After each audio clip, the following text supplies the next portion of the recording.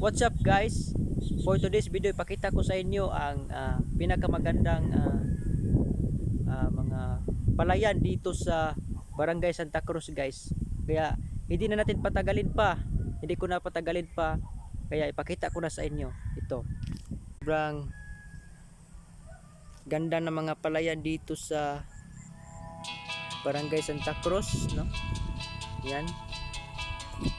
Super greeny. Super greeny yung mga palayan dito.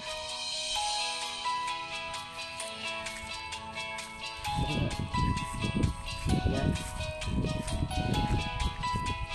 And guys, lakad pa ako kasi pakita ko pa sa inyo yung mga palayan dito sa Barangay Santa Cruz guys.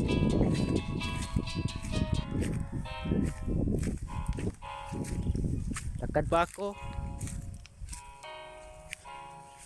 So guys, ito, dami pa, no? Madami pang mga palayan dito sa Barangay Santa Cruz.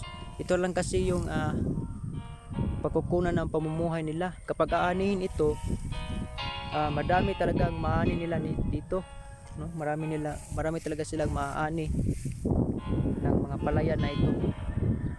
Nandun pa, ang dami pa doon.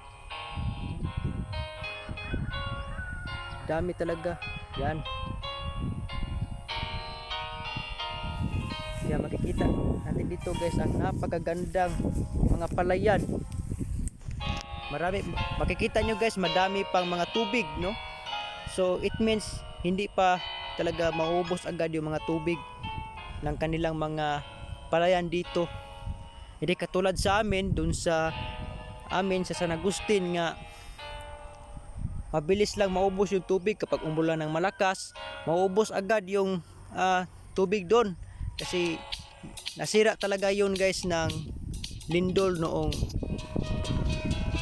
2013. At ngayon hindi pa talaga formal nga naayos yung mga palayan doon sa amin. At ngayon hindi na talaga nagagamit yung mga palayan doon. Hindi katulad dito nga